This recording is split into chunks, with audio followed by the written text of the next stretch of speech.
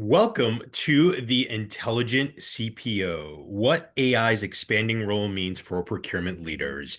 In procurement, success depends on mastering four key elements within any procurement operation: data, talent, operation, and systems. Until recently, modern CPOs had a standard, straightforward playbook to transform their teams into a best-in-class department. AI, though, has changed everything. Today, I am joined by three procurement experts who will discuss the emergence of AI and what procurement leaders can do to build an intelligent operation. Hello and welcome. My name is Christopher Dwyer, SVP of Research here at Ardent Partners and moderator for today's event. We're going to get started in just a few seconds, but wanted to go through a quick introduction and housekeeping. Ardent Partners will distribute today's slides by email link tomorrow, and our sponsor, Levelpath, will distribute the recording. And of course, get any questions you have in via the Q&A tab on your Zoom webinar panel. So quick look at our agenda here. We'll answer a big question, and that is, how is AI redefining the Chief Procurement Officer's playbook? And that answer dovetails nicely into the elements of intelligent procurement. We'll, of course, chat about the CPO's new mandate before our expert roundtable discussions. And like I said, we're going to be taking questions from the audience, so make sure to get those in during the course of the webinar. Today's host, Ardent Partners, a next-gen analyst firm, empowers business executives to make informed decisions and achieve superior outcomes through data-driven research. With over 2 decades of collecting and analyzing thousands of data points, our primary research methodology, high-impact publications, and deep domain expertise distinguish Ardent, foster an expansive community, an extensive influence, and produce unrivaled research. Visit www.ardentpartners.com for more information. Today's event is yet another edition of Ardent's monthly webinar series, and we thank you for taking some time to join us today. Not too much of a turnaround before our next event on November 5th, when we'll talk about everyone's favorite topic, tariffs, and showcase our annual CPO Honors Awards ceremony with some innovative AI strategies set to be unveiled on our next event after that on November 19th, followed by our CPO Year in Review on December 11th. And then of course, 2026 will be jam-packed with great CPO events as well. Joined by three distinguished experts, and really excited to introduce them here. Andrew Bartolini is Ardent's founder and chief research officer with 26 years in the industry and 16 years leading the charge at Ardent Partners. Andrew oversees all research and client programs for Ardent, is also the publisher of CPO Rising. Give us a visit at cporising.com and Payables Place at payablesplace.com, two market-leading sites focused on procurement and accounts payable, respectively. Andrew, great to have you here today. Great to be here, Chris.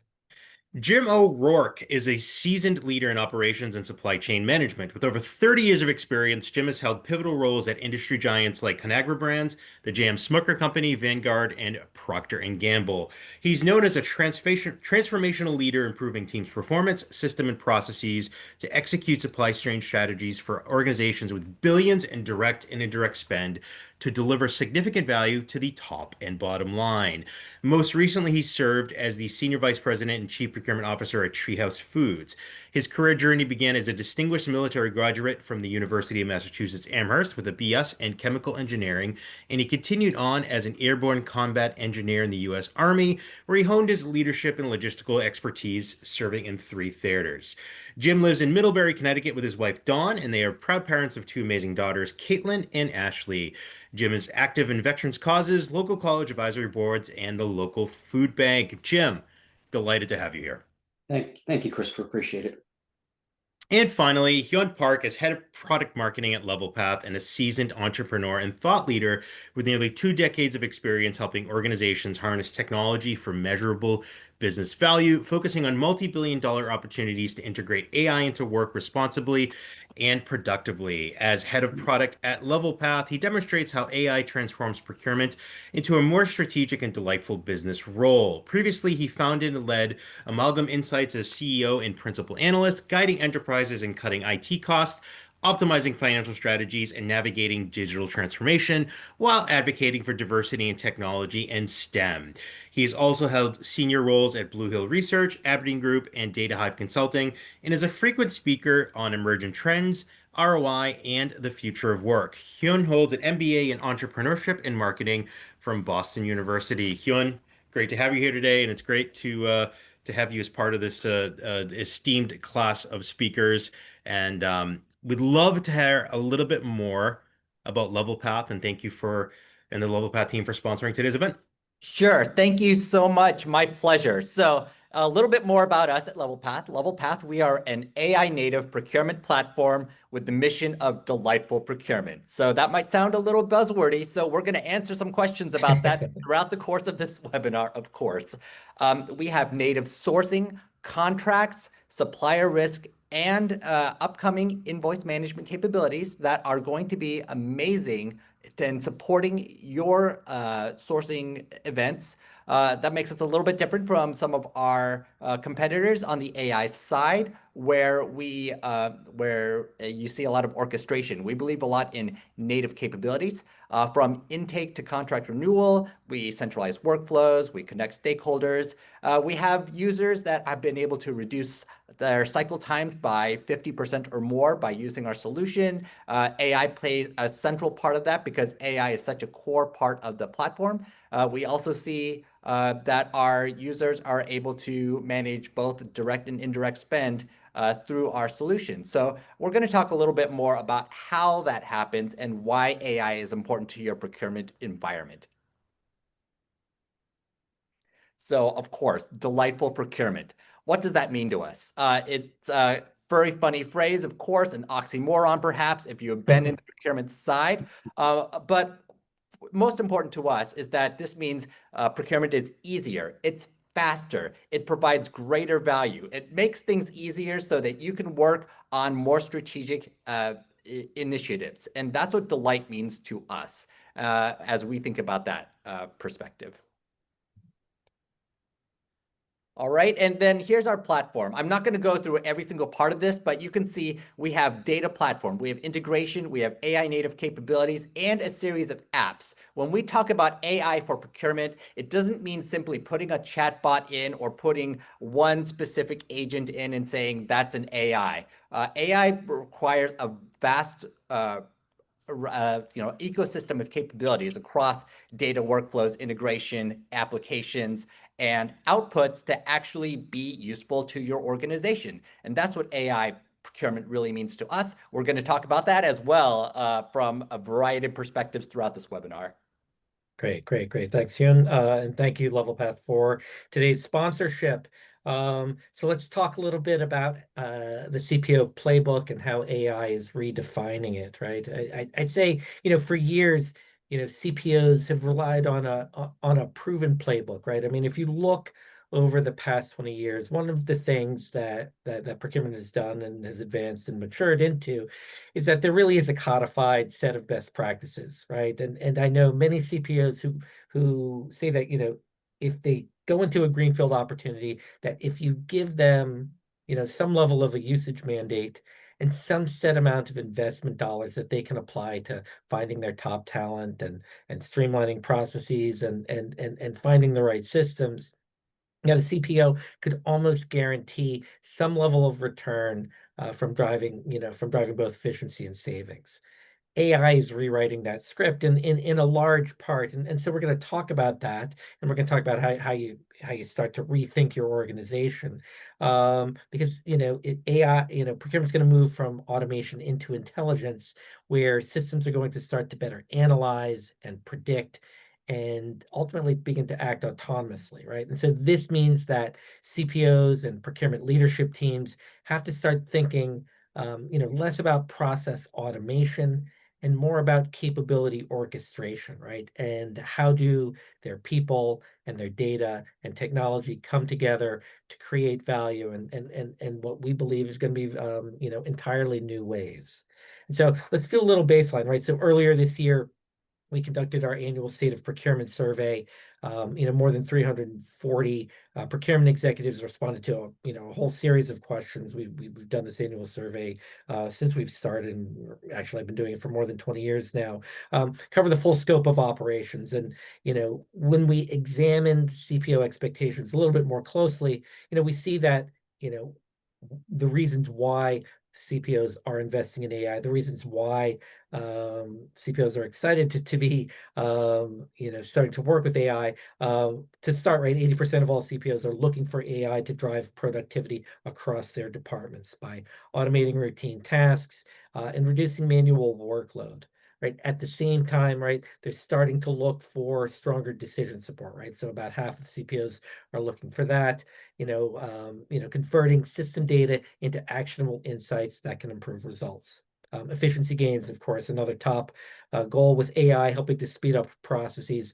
And you can see the others here, right? So, we're going to start tracking these, the results, and to see if the high expectations that AI has today are going to be met in this first wave of adoption. Right. So, while AI adoption in procurement, it's not yet universal, right? The expectation is that we're going to have, close to 80%, using AI in some capacity in their organizations, by the end of Q1 of 2026. What is, fairly universal, right? And you can see from this chart here, is that an overwhelming majority of CPOs expect AI to deliver either a significant or transformational impact in the short term defined as the next 2 to 3 years. And as more CPOs explore AI's capabilities, expectations are going to start to scale accordingly. And that's going to put some pressure on solution providers, right, to rise up and meet those expectations.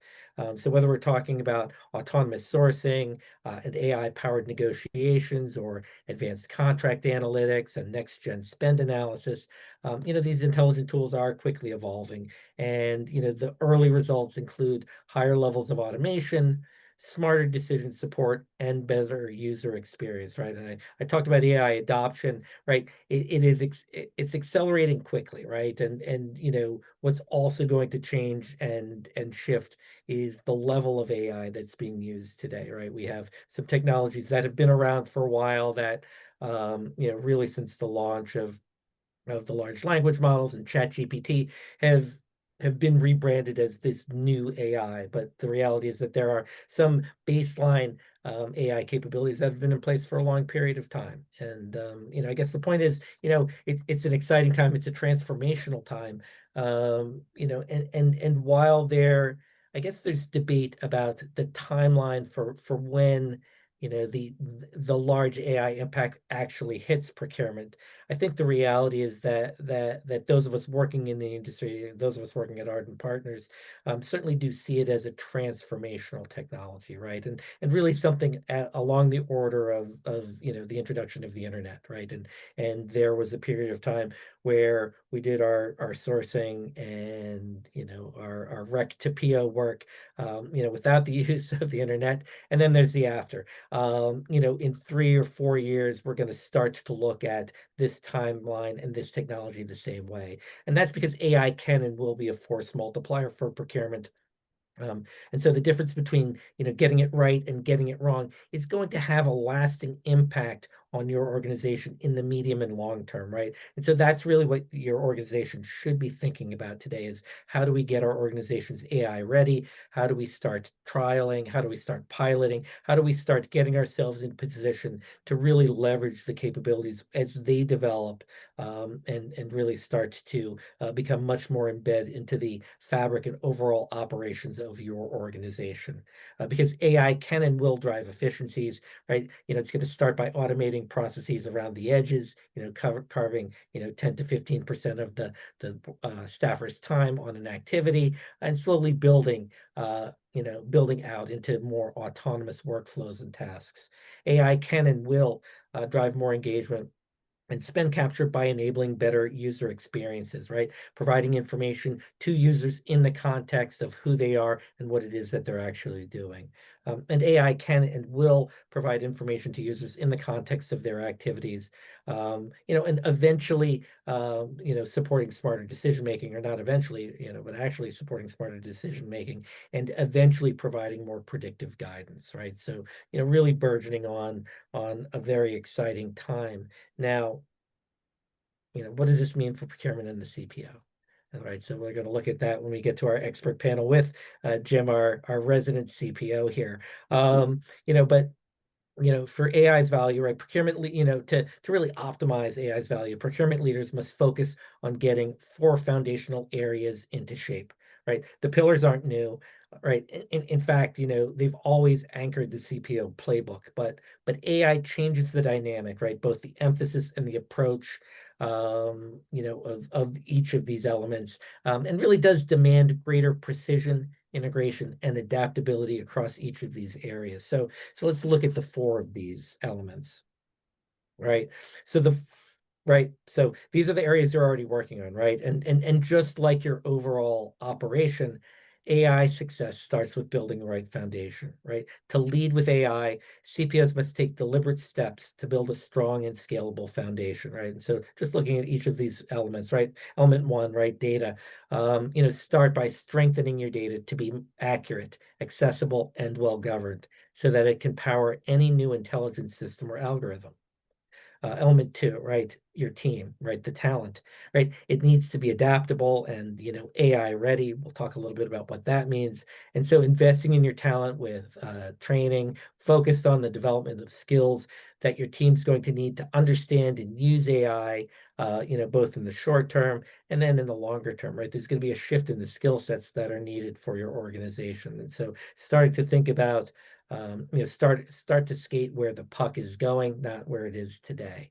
Element 3, operations, right? Start with a focus on processes and identifying and prioritizing the use cases where AI can deliver clear near-term value, right? And we'll talk a little bit more about the processes, but also the management of your operations and the different approach that's going to need to be taken as the organization shifts in sort of the core activities that your staff is performing versus what the systems are performing. Element 4, and we've got Hyoun here to talk about this in depth. That's the systems, right? Because AI is now embedded directly into familiar S2P technologies, right? So that means that procurement teams are starting to access these capabilities without needing separate tools or steep learning curves, right? AR features are showing up natively in the solutions and platforms that procurement teams are using every day, and this makes solution selection more important. And the solution providers that you're working with are going to matter much more as you move forward, right? And so, getting these 4 elements right is going to greatly improve your chances of turning your AI vision into an operational reality. So let's dive into each of these elements here, right? So start with data, data-driven, right? So it's been about 10 years since Ardent Partners first started talking about an intelligent procurement operation, right? We saw other industries like online advertising and professional sports dramatically change in a matter of years simply by applying analytics to standard situations, right? And the result, in some cases, were entirely transformed industries, right? If you were to think about how different an NBA game is today versus 25 years ago, right? How it's played, right? The goal is the same, right? Score more than your opponent, but the strategy has totally changed. The inputs and the drivers of success are, I guess, better understood, or the drivers of success that are being leveraged are very different today, right? And that's the same in business. And so on the business side, right, Ardent has been tracking the development of what we called, back then about a decade ago, Industry 4.0 technologies that have sort of moved and evolved, and the language has changed and shifted, and the technologies have also advanced dramatically, and so now we're utilizing the term artificial intelligence, but essentially, it's technologies that can drive our business based upon data inputs. And so, everybody knows, right, from spend analysis, right, if you've got bad data in, the results that you're going to get out are also not going to be great. And so, it's been my hypothesis that as we become a more data-driven, a more intelligent procurement organization, that we're going to like basketball, like professional basketball, like any level of basketball, procurement over the next couple of years is really going to transform and operate very, very differently. So it's going to be it's an interesting time to be working in procurement. I always say there's never been a better time to be working in procurement than today. Tomorrow may even be better. So let's talk a little bit about optimizing procurement data for AI, right? The how, right? So to unlock AI's potential, CPOs must begin with a strong, accessible, and trustworthy data foundation, right? So you start by mapping where critical procurement data lives across different systems and platforms and silos, and work with IT to remove the barriers to access that data, right? You're going to want to work to create centralized data environments, right? And this is where, AI native systems, have an advantage over legacy systems, because the structure and access to the data and the model itself just becomes much more usable for AI.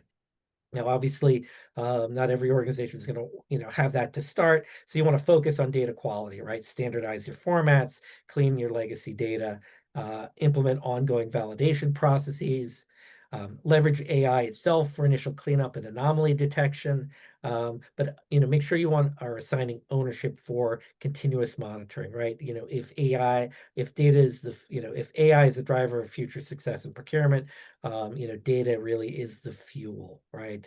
We talk a little bit about data governance, and by now, for those of you that are working in larger organizations, there should be some AI council or IT leadership or executive leadership group that is starting to talk about the use of data, how it's controlled, protocols for privacy, protocols for compliance and security. These are things that procurement should not necessarily, shouldn't need to develop themselves. I guess if you're in a small or mid-sized organization, you may not be at that point, and you may be more at the tip of the AI spear. So the development of those, may fall more to you. But the reality is that the other business functions in your organization are going through the same steps and seeing the same types of opportunities. We talked about external data sources. Again, in some contexts, this is what your organization should be doing, in general with your data, right? Is it clean? Is it accurate? Is it real time? Is it usable? Are you sure of sort of the integrity of the data as well? Hyoun, any comments here on when you think about data and its importance? Yeah, just as a starting point, of course, LevelPath, we are a supplier system of record, and core to that is the idea that supplier data is something that needs to be managed. Procurement deserves a system of its own and a data record of its own. Just like customer relationship management has that record of the sales person, ERP has that record of your company. We have an opportunity to talk about the supplier as a specific capability, along with the contracts, the activity, the sourcing. And having that data at your fingertips is definitely the core, because without that, AI doesn't completely work. And how do you look through thousands of contracts if you don't have those contracts in storage and have those clauses available to look at, right?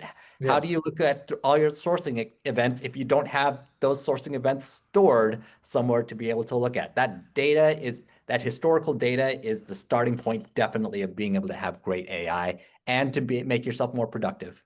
Right, and much the same way, right? So on the topic of governance, right?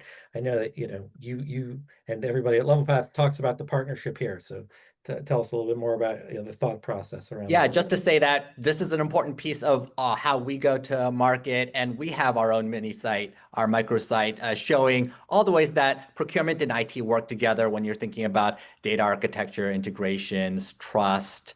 So this is a nice way to be able to provide some resources for procurement to work with IT as you're thinking about AI. Right.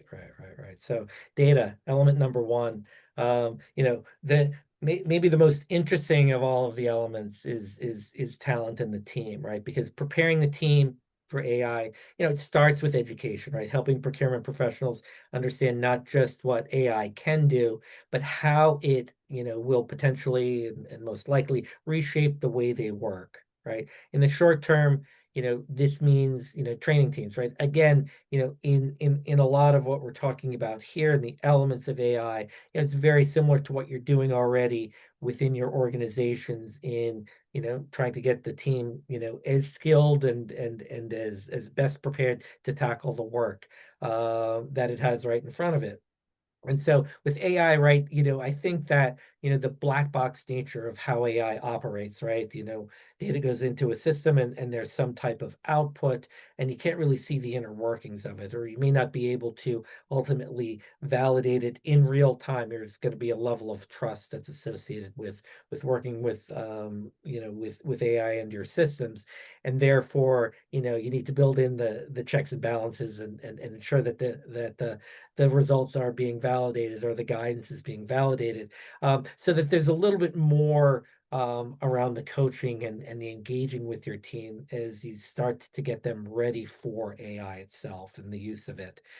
The other point, though, is that as AI moves from sort of tactical automation to, sort of a human system blend of activities, and in some cases, some, tasks and activities that are fully autonomous, as CPOs and as a procurement leadership team, we do also need to be thinking about staffing, right? And how do you allocate resources if systems are taking on, more work in some areas? What does that mean from an allocation standpoint? What does that mean from a skill set standpoint? And then an overall organizational design standpoint. I mean, Jim, not really structured on the conversation, but as a leader of procurement organizations, how do you think about building a team in the context of AI?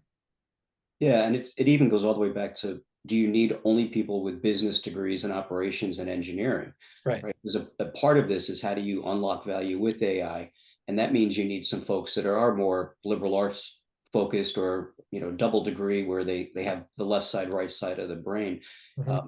The other caution is, once you start to talk about agility and being nimble and having improvements in the work, people are going to want to grab that headcount.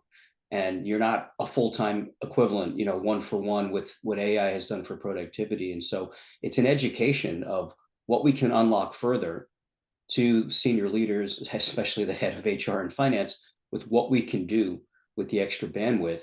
And then over time, I do think there'll be a changing of what that organization will look like. But in the beginning, caution is the right way to go. Right, right. I mean, it's pretty interesting, right? When you talk to, depending on where CPOs are located, but historically, right, CPOs that are operating their teams in a more competitive job environment like a city versus suburban or more rural, right? The strategy of finding the best talent and then training them on procurement versus bringing procurement experts in, or people with a strict sort of technical or business background has always been one of those challenges. And I think, I mean, you make a great point of, AI is going to change, what's the work that's being done, by the staff, and then rightly, how do you sort of adapt to that with who you're bringing into your organization. So great point there. The other point, right? And so I'm not going to walk you through the 7-step change management process, right? Your organizations have a change management process or something that you can leverage pretty directly. The point here is, again, as you think about AI, right? Again, a little bit more probably on the talent side and getting people comfortable with the usage of the technology, and that can be done with education on the front end, validation, during the piloting stage, and a lot of engagement on the stakeholder side as well. But again, something that should not be overlooked is sort of the walking through each of the steps in a rigorous way.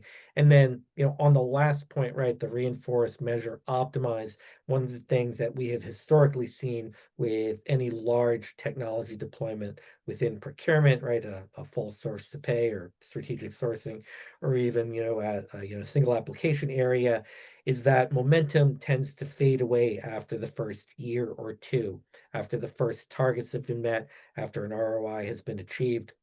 or in some cases not achieved, and that the point would be that you want to continue to build and grow and expand and advance sort of the scope of the operation, the scope of the technology, right? The velocity in which you know, the new agents and sort of other AI capabilities that are going to be deployed in each of the next versions of your system is going to be you know, very, very fast. And so you need to have a plan to be able to capture and, you know, sort of leverage those that are coming, not necessarily all of them at once, but to have a plan around that. And so to work with and to be thinking about and better understanding the roadmap of the solution providers that you're working with so that you understand what's coming and when, and making those assessments as to how you best leverage them from an organizational standpoint.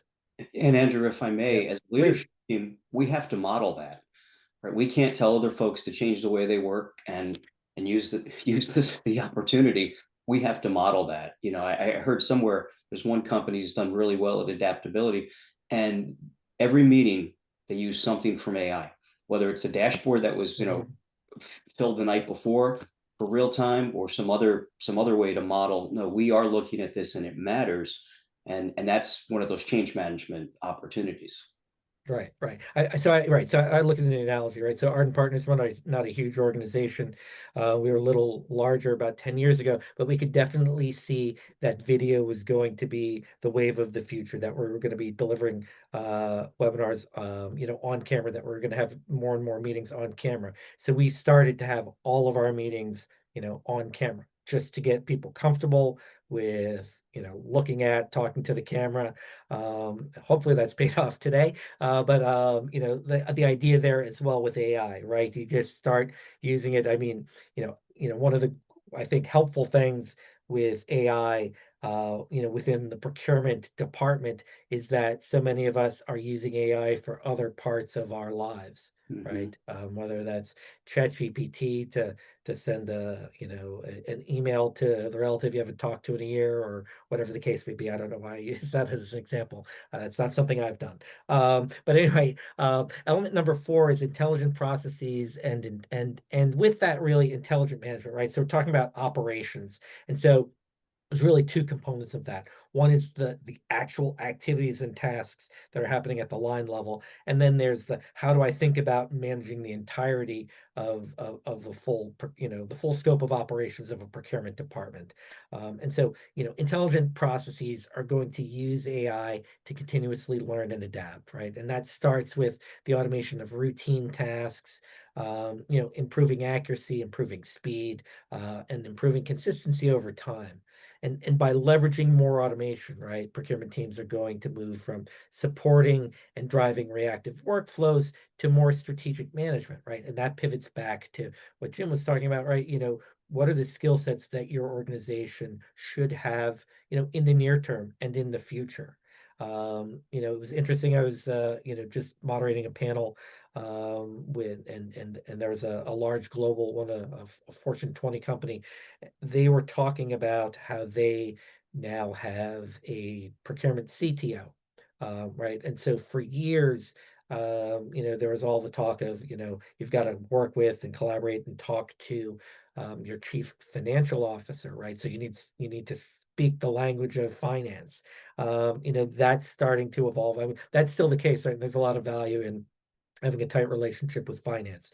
But as you start to think about the importance of your systems moving forward, and the more broad nature within which systems are going to be sort of leveraged and AI leveraged across the organization, having people with more technical capability and the systems capability, you know, organizations are starting to look for those skill sets.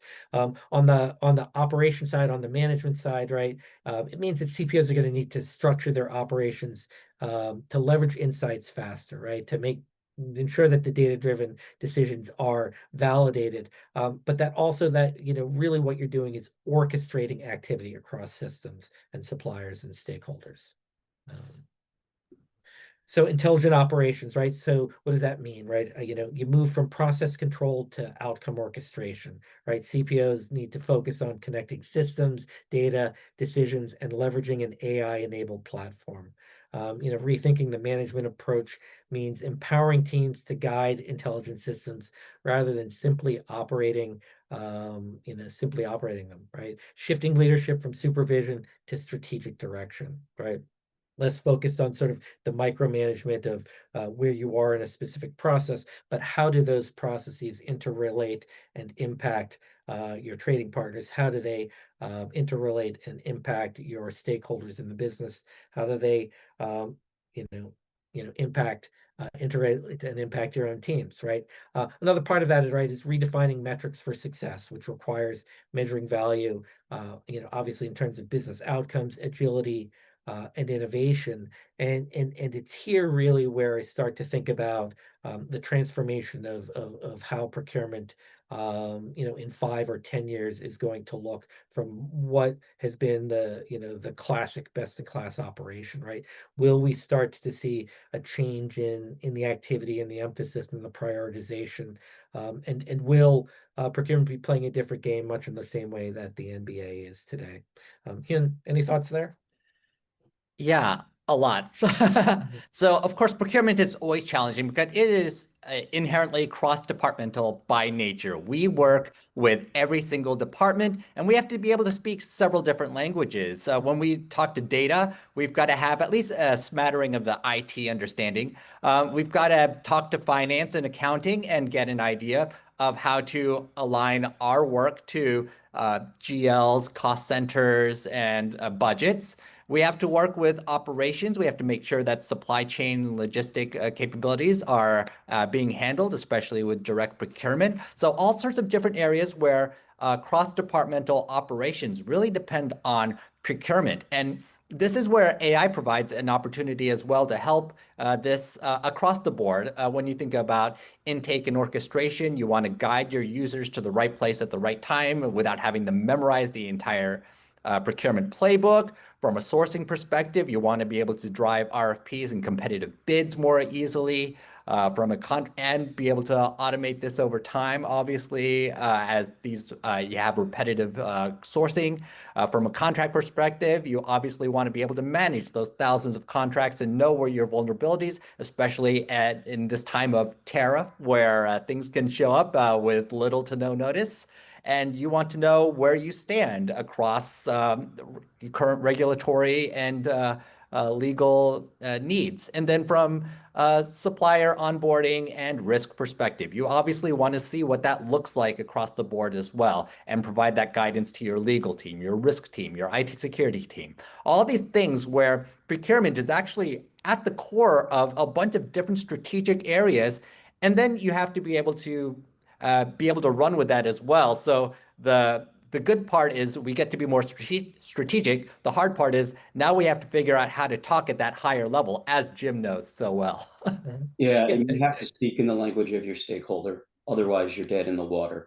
Yeah, Jim, I was going to say, right, so Hyoun just, mentioned, all, a long list of the different ways that procurement needs to engage with other parts of the organization, or, even the suppliers, without going sort of line by line, right? As a CPO, right, did you have a general strategy, or what are 1 or 2 things that you think are really important to ensure that procurement really is, connected with and collaborating with IT, or embedded with the business? Yeah, I think it all begins with what's important to them and what's their strat plan, and then mirroring a strat plan that's similar so everybody knows. And then it's regular check-ins. I have my leadership team, and the IT leadership team would check in once a month. Same thing with ops, finance. And this way we're aligned and we can get ahead of things, especially if there's big looming issues ahead of us. But you got to check in regularly with them and get feedback and be ready for good feedback and feedback you maybe didn't want to hear. No, that's great. That's great insights. And now we're to element 4, and I know this is Hyoun's favorite, right? So it's the systems part of it, right? And procure tech systems really are the gateway to AI, right? Your AI journey starts with procure tech because procurement systems are where the data, where the workflows, and where the decisions converge. It's also where the AI capabilities are built in, right? And so, those elements provide the foundation, or what's needed to deliver real value. And these platforms are, they already do serve as the operational core right? They're already, to a degree, converting data into intelligence and intelligence into outcomes. And so, putting these systems on, steroids, overused analogy, right? But with AI sort of, leveraging all of these to a greater degree and at a greater velocity, these systems are the natural starting point for any AI adoption. And so let's talk a little bit about, what you should be looking at, how you should be thinking about these, and what's the shift here, right? We've been doing the element and the how. So shifting to AI native solutions starts with selecting platforms that are built with intelligence at their core, right? Not something retrofitted or paperclipped with an AI feature here or there.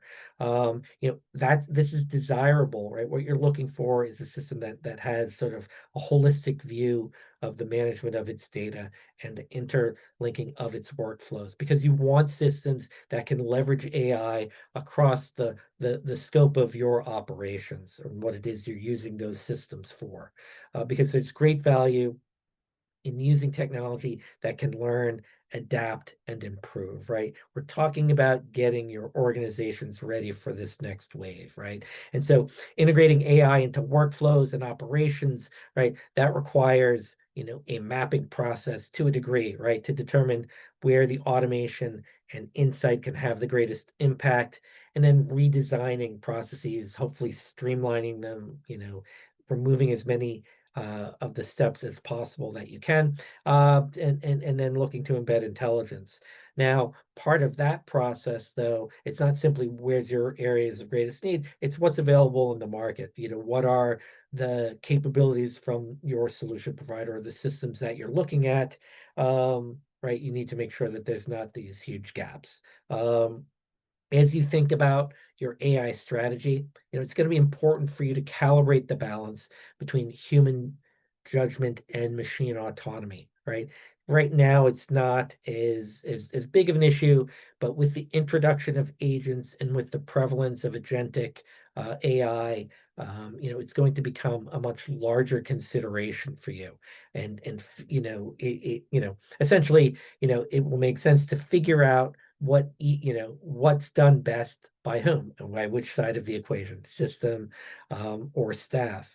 Now, as we move forward, though, you want to think about setting this balance as something like a being set on a continuum, right? And that the technology capabilities are going to continue to advance. And so you're going to need to recalibrate from time to time to make sure that you are still optimizing system and talent and data and all of the elements, actually, to ensure that you're making the changes to the right changes and understanding when to automate, when to augment, and when to let the team lead. And so the intelligent CPO, right, it's built upon a strong foundation of data, talent, operations, and systems. And so with that, we're going to pivot now to our expert panel. I've got a few questions for both Hyoun and Jim, who you've already met and have gotten some of their insights. Jim, let's just start off, right? How do you get started here? How do you think about, finding the business case and starting your AI journey? Yeah, so it's important to take a real problem, not a theoretical one, and to underpromise and overdeliver, right? You want to pick something, and you have to be very transparent. You can't be, hiding in a closed, dark room and figuring this out. You've got to bring those stakeholders along. IT, finance, it helps if you put it in your strategic plan or AOP or whatever format that company uses, and you share what that business case is and what will we improve, how are we going to attack it, and then you have to make sure that you continually update everybody. And once it's installed or applied or whatever you are trying to do, you've got to get real time information back. How is it working? And be willing to be agile, nimble, and admit, okay, that didn't exactly work out the way we wanted, so we're going to adjust and we're going to redefine or rescope or whatever it would be. And then when it's all said and done, I always am a fan of having a a committee or a governance structure where there are those regular check-ins, much like I talked about checking in with the business once a month, depending upon what the problem is in the application, you might have to do that every other week. But you do want to have that governance feedback. And those are some of the key tenets to make sure you get started and you have proof of concept. Procurement, I made this comment at a CPO roundtable last week. We have a bad history of overpromising and under-delivering, and the host of tools, which I won't name here, that exist today. Who would say they ever reach their full potential? Certainly not finance, and probably not IT, right? Yeah, and I know at LevelPath, of course, as a software provider, we would love for our clients to purchase every single part of our solution and buy the full platform. But from a practical perspective, we know that there are companies that want to start with a front door and intake, or with supplier management, or with contract management, or with sourcing, because they know that's where they're going to get their quick win, their initial business value proposition, where they know they can get thousands of hours of contract review saved, or thousands of hours of cycle times reduced from sourcing. And so they go in that direction first, because you've got to ultimately make the procurement team successful for software to be valuable. We talk about AI all the time. And sure, it's great. We love AI. Of course, we were born in the era of AI. We have ridden the wave of GPT because all of that matters to us. But at the end of the day, it comes down to figuring out where are we going to be successful to start with, and then build on top of that. Right. It was interesting. So I was just talking with a CPO of a sort of a mid-market European pharma company, and one of their approaches, right? So once they've selected the area of what they wanted to do, right, they created what they called an AI garage, where they just had a little team and they were working, just on, sort of like a micro pilot, just testing it here and then building it out to the team, and then taking it forward. I thought that was an interesting approach. One of the key elements, right, that we talked about, Hyoun, was data, right? So, from your perspective, or from LevelPath's perspective, what data capabilities do you think are most important for AI to make intelligent procurement decisions, rather than, simply, decades-old automation? Yeah, from a structural perspective, procurement actually has a lot of interesting data challenges. We've got basic structured data, of course, such as who is a supplier, or basic supplier records that we've been tracking for a long time. But we also have contracts and related documents and diagrams, which are relatively unstructured in nature and require a fair amount of parsing. This is one of the areas where AI has been quite helpful, honestly, because you can take those 100-page contracts and quickly pull out clauses as you need them. Or you can go into complex sourcing environments. You can look at all of those bids and you compare them against each other using AI relatively quickly. All sorts of ways that AI is useful for unstructured data. A kind of a third category that you may not have thought as much about is when you're doing supplier communications. That's a messaging use case, which can be more involved with integrated communications, and then the calls that are associated with that. And you are actually sending various types of messages back and forth. And that's something that you have to think about as well from a data perspective. So, and that's both for those calls that in a bid process, as well as perhaps something more real life, like a quarterly business review for a strategic supplier. All of these communications that are going on, these emails that are part of the process that don't necessarily fit into a pure supplier record, not necessarily a contract, something in the middle. So all sorts of different data types that have to go into the relationship that need to be tracked from a practical perspective.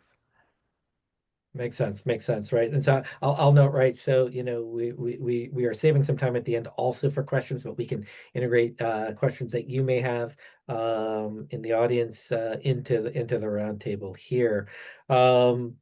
Jim, when we talk about AI and the importance of data, how do you go about building confidence within the enterprise of sort of the results of AI, right? Both from maybe just So I think of it as you're going to have to run a parallel path in the beginning, and you're going to have somebody manually validating what the AI is producing, especially if your data was recently cleaned or you started from a not so good position, AI can help with some of that center of excellence you mentioned in the beginning, but it's not going to be able to do it all on its own. You've got to make sure there's access to the right data feeds and the right information, everything from GL codes. But having somebody run it in parallel, which is what I did when I installed this, I did a bot all the way back in 2018, and everybody was freaking out. And we had really good SAP data on spend, and Sure. it was 80 hours for an economist to do it. The bot could do it in 3 hours back then. And everybody was like, it'll never work, it'll never work. So I had to have for the first month, and this was my ag forecast, right? For how did it impact 32 brands. So I had the economist do it parallel. So we burned a lot of time. Right. And it took almost a whole month to validate it, but it matched so well, and the dynamic model could be refreshed in 15 minutes. If we wanted to refresh it was 80 hours. So running that parallel path can build the confidence, and you might have to do it more than once depending upon what it is that you're trying to optimize. Yeah. No, I mean, it's a great example, right? And sort of the real, sort of historical example would be, doing spend analysis, right? And you go through the full process, and then you have, the category managers or the stakeholders looking at the data, right? If they see things that don't match, it's not gonna make sense. But if they're validating it and they're getting, more and more comfortable with it, over time, you begin to have some faith in the systems themselves, and then the reports that are generated, and in the guidance that's being delivered.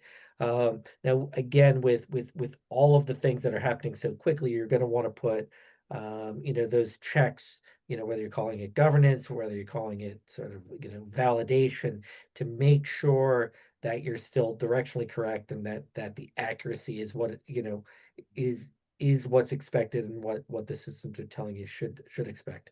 Yeah, I and mean, one additional thing I'd add yeah, is that in the era of AI, you have to make sure that your data is safe and secured as well. So, for instance, when you put your data into a general AI solution like ChatGPT that is unmanaged, you're helping to train their models. So you want to use an AI solution that encrypts your data, keeps your data safe, make sure that your data belongs to you, especially for issues that are sensitive. right. And that's the importance of where, IT or the AI overlay within your organization is going to be very helpful, right? You shouldn't be sort of deciding, procurement sort of coming up with its own sort of approach to how you're handling data, uh, proprietary data with external AI models, right? You're going to need some guidance, and you shouldn't have to be developing those protocols or, those rules. Right. We're in procurement, not encryption. Right. Absolutely. Right. So Jim, right, we talked about staffing before, and you had some interesting comments there. How do you see the role of, sort of the classic procurement staffer evolving when you look at things like supplier requests and sourcing events and Yeah, contracts? this is where it's the most exciting, and I think for your point, it's an amazing time to be in procurement. With the proper use of AI on their desk, they're going to free up somewhere between 20 and 35% of chasing trucks, chasing supplier performance, manually doing RFPs. And so, with that time, the biggest complaint I hear from buyers and analysts is, well, I want to be strategic. I came to procurement to have a voice. Well, this is their opportunity to be more strategic and to give more thought into what that desk is and find solutions that they've just never had the time to do. Maybe they've got a challenge with getting a key ingredient to a supplier. Well, with the AI tool, you now have the time and the bandwidth in the tool to go search alternative suppliers and probably run a mini RFP to go get a bid. So it's incredibly exciting. And that time, back to what I said earlier, you're not going to be able to give back FTEs out of the gate. But over time, it's going to change how procurement organizations are designed and staffed. Oh, I think so. So got a question here from Eric. How much of the actual work can AI do in procurement, and how much should it do? Well, I'll start, but who'd love Yeah. to hear from you. It's not going to do your thinking, right? Somebody has to look critically at what that decision is and how to make it. And it's one thing to be able to reroute, like the Baltimore Bridge, when that happened. Gosh, I wish I had an AI tool and had really good understanding of my whole value chain. Mm-hmm. I didn't, so it was very manual. But if you do, you have to have somebody still look and say, well, is that an acceptable supplier to source that from? So AI is going to help significantly. It's going to change the way we work, but there's a limit, and you're not going to get rid of the human level of intelligence and thoughtfulness and decision making. Yes, Yeah.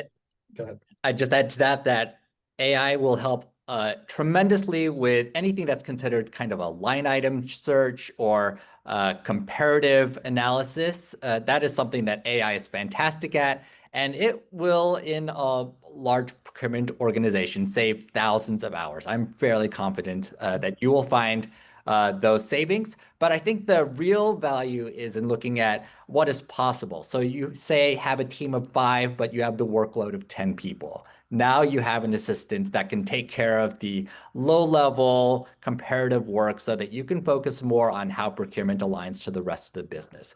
That's the real value of AI, not just that it replaces specific work, but it enables guidance as well. So it's not just about looking at the reports, but also being able to get directional guidance to be able to take more strategic action at the end of the day.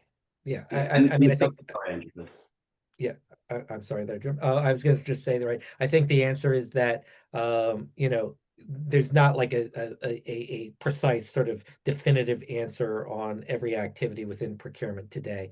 But what I can tell you is that there's going to be a bit of a moving target, because the you know, your organizations are going to get comfortable with some level of autonomous system operation, right? And it may be in your tail spend, it may be in your invoice matching and some sort of advanced level of that. You know, it may not be in, you know, running a full, cross-functional, multi-million dollar, RFP tomorrow, right? And so you're going to find the blend, and you can see all of the different models. We've developed one at Ardent. I've presented on webinars in the past where, you know, you've got sort of your strategic spend and your tactical spend, and somewhere there's a line where you're comfortable, and maybe that line moves back and forth, and may depend on the category, may depend on the suppliers, may depend on the region. You want to be thinking about these questions, though, because the system capabilities are only going to advance, and so you need to have a strategy.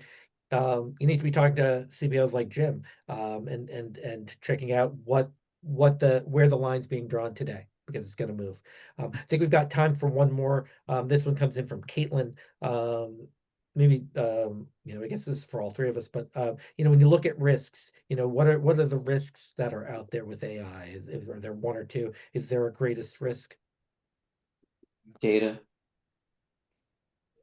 I think, and also what is called hallucinations are really model assumptions that are being made because the model does not have enough context. So as we talked about before, AI needs context to really work well. And ideally, any AI solution you use understands not just what the question you're asking, but the data associated with it, the schema associated with it, the outcomes that are supposed to be associated with that. Of course, at LevelPath, that's the approach we take, but we think that is fundamentally important from an AI perspective. Yeah. I mean, there are a bunch of risks. The one I would say in the near term to be thinking about, and Jim, I think you hit first on data, right? If we're talking about being data driven, you got to make sure you've got your data right. But also, right, we are dealing with the new technology. It's the most hyped technology in our lifetimes.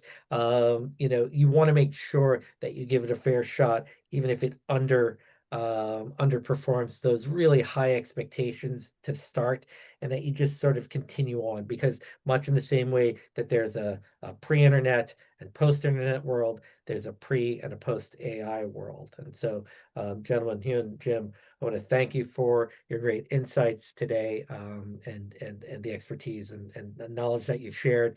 Hyoun, I also want to thank LevelPath for sponsoring today's event, and I'd like to thank the audience for spending time with us today, and to remind them to watch out for the next event coming soon from Ardent Partners. So everybody have a great day.